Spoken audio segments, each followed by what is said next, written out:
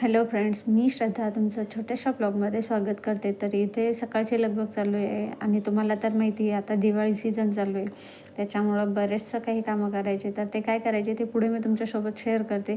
त्याच्या अगोदर इथे मस्तपैकी कपडे वगैरे धुवून घेतले आणि मग आम्ही दोघी जेवायला बसलो. कारण बाहेर जायचं आहे त्याच्यामुळे थोडीशी पोटपूजा झालीच पाहिजे. त्याच्यामुळे मग इथं जेवण करतो आहे दोघी. जेवणात आज मस्त कढी आणि भेंडीची भाजी केलेली होती.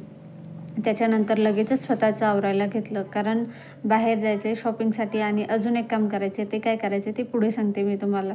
तर लगेचच इथं आम्ही बाहेर आलो आणि इथं बघू शकताय तुम्ही किती प्रचंड गर्दी आहे दिवाळीमुळं. एकाही बसमध्ये जागा मिळत नव्हती. पण कसंबसं करून दीदीला, तिच्या माऊला आणि ह्या बाबांना, म्हणजे हे आमच्या गावातलेच बाबा होते, तर त्यांना बसमध्ये जागा करून दिली आणि मग दीदीला तिच्या सुट्ट्या एन्जॉय करण्यासाठी मामाच्या गावाला पाठवायचं होतं माऊसोबत तिच्या. त्याच्यामुळे मग तिला मस्तपैकी बाय केलं आणि आम्ही गेलो पुढच्या शॉपिंगसाठी. ते काय केलं ते मी दाखवते तुम्हाला.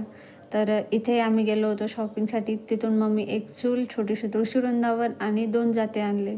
आणि घरी येईपर्यंत तर खूप उशीर झाला होता. त्याच्यामुळं मग पहिले दिवे वगैरे पेटवून घेतले, कारण आज धनतेरस आहे. त्याच्यामुळे दिवे वगैरे व्यवस्थित पेटवून घेतले. नंतर इथं बड्डे होता एक छोटासा, तो बड्डे सेलिब्रेट करायला गेलो. इथे आम्ही सगळेजणं मिळून तिचं एक एक करून औक्षण करत होतो आणि ही तिला बड्डेला तिच्या पप्पांनी तिला सायकल गिफ्ट केली होती. मस्तपैकी आम्ही छोटासा बड्डे सेलिब्रेट केला सगळ्यांनी मिळून. आणि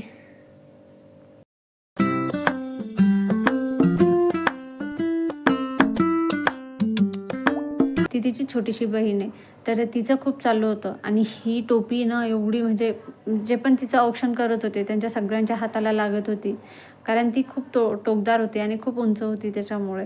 नंतर मग तिला पेढा वगैरे खाऊ घातला आणि ही तिची जी बहीण आहे ना, तिचं पण चालू होतं, आंटी माझं पण औक्षण करा, मला पण हे करून द्या.